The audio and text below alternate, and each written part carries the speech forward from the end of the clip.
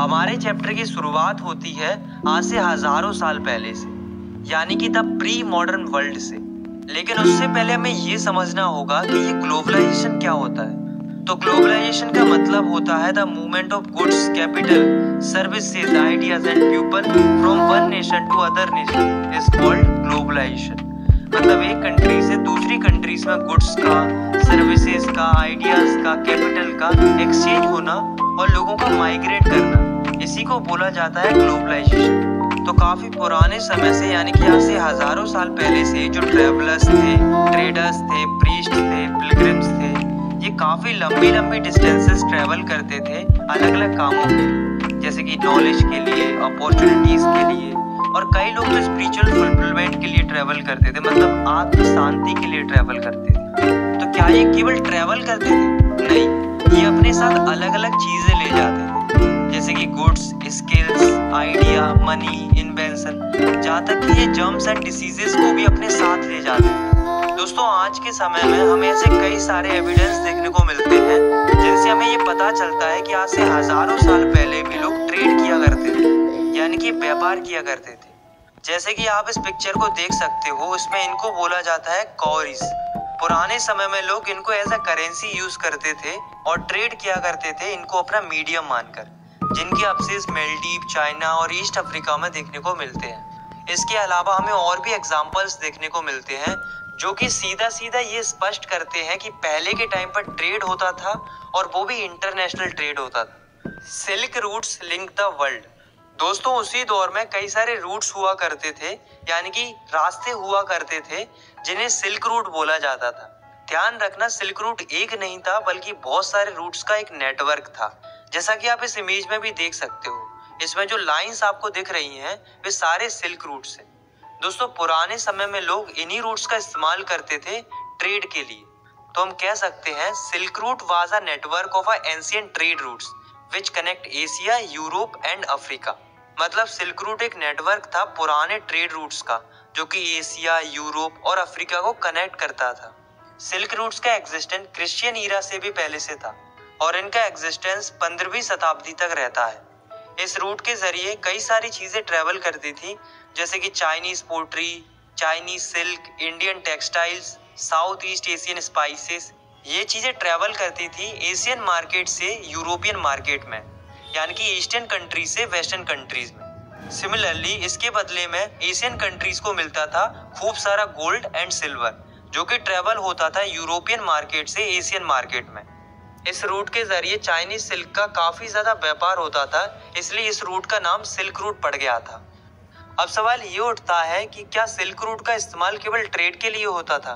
नहीं, ऐसा नहीं है दोस्तों, बल्कि बहुत सारे क्रिश्चियन मिशनरीज, मुस्लिम प्रीचर्स, बुद्धिस्ट मॉन्क, ये लोग भी ट्रेवल करते थे इन्हीं सिल्क रूट्स का इस्तेमाल करके। ये लोग एक जगह से दूसरी जगह जाया करते थे। अब क्यों ट्रेवल करते थे? पहला, स्पिरिचुअल फुलफिलमेंट के लिए, मतलब आत्म शांति के लिए, और दूसरा ये लोग ट्रेवल करते थे अपने धर्म को बढ़ावा देने के लिए, यानी कि अपने कल्चर को प्रमोट करने के लिए। तो यहाँ से हमें क्या पता चला कि सिल्क रूट की वजह से ना केवल ट्रेड होता था बल्कि अलग अलग लोगों के बीच में कल्चरल लिंक भी डेवलप होता था। तो हम कह सकते हैं कि the silk routes are a good example of vibrant pre modern trade and cultural links between distant part of the world.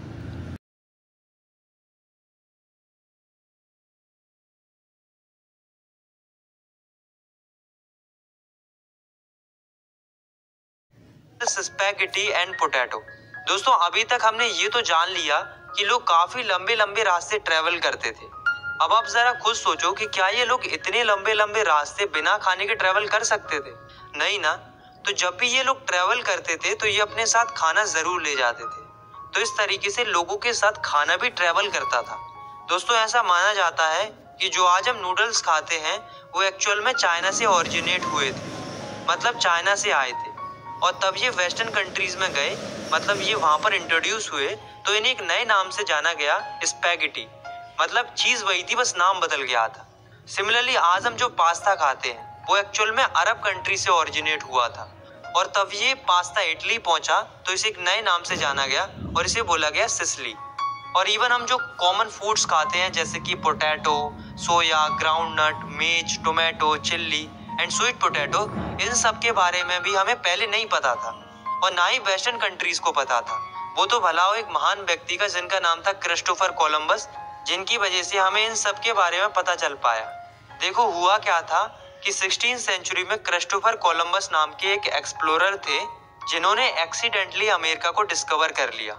और उस समय पर अमेरिका में ऐसी कई सारी क्रॉप्स उगाई जाती थी जिनके बारे में किसी को नहीं पता था। तो जब क्रिस्टोफर कोलंबस ने अमेरिका को डिस्कवर किया तो उन्होंने इन क्रॉप्स के बारे में यूरोप को भी बताया और एशिया को भी बताया। तो जब यूरोप के देशों को आलू के बारे में पता चला कि आलू जैसा भी कोई फूड एग्जिस्ट करता है तो उनकी खुशी का ठिकाना नहीं रहा। आलू के आने की वजह से यूरोपियंस को एक बढ़िया फूड मिल गया था जिसे भी आसानी से खा सकते थे। लेकिन दोस्तों, जिस आलू को लेकर यूरोपियंस इतना खुश हो रहे थे, उन्हें क्या पता था कि वही आलू लाखों लोगों की मौत का कारण बनेगा। बड़ी अजीब बात है ना कि आलू की वजह से कई सारे लोगों की जान चली गई। देखो हुआ क्या था कि जो यूरोप के जो लोग थे वो आलू के ऊपर इतना ज्यादा डिपेंडेंट हो गए कि वे केवल आलू की फसल उगाते थे, बाकी फसलों पर ध्यान नहीं देते थे। ऐसे ही यूरोप में एक जगह है आयरलैंड करके, वहां पर क्या हुआ था मिड 1840s के टाइम पर लोग आलू के ऊपर इस कदर डिपेंडेंट हो जाते हैं कि वो अपने खेतों में केवल आलू की फसल उगाते हैं, बाकी कोई और फसल नहीं उगाते हैं। तो ऐसे में होता क्या है कि एक बीमारी फैलने लगती है जिसके चलते सारी आलू की फसल बर्बाद हो जाती है। चूंकि इन्होंने केवल आलू की फसल उगाई थी और आलू की फसलें खराब हो गई थी, तो ऐसे में इन लोगों के पास कोई और ऑप्शन नहीं था खाने के लिए, जिस वजह से कई सारे लोग भूखे मरने लगते हैं। 1845 से लेकर 1849 का जो पीरियड था, इसमें लगभग 10 लाख लोग मर जाते हैं इसी भूखमरी के चलते। तो ग्लोबल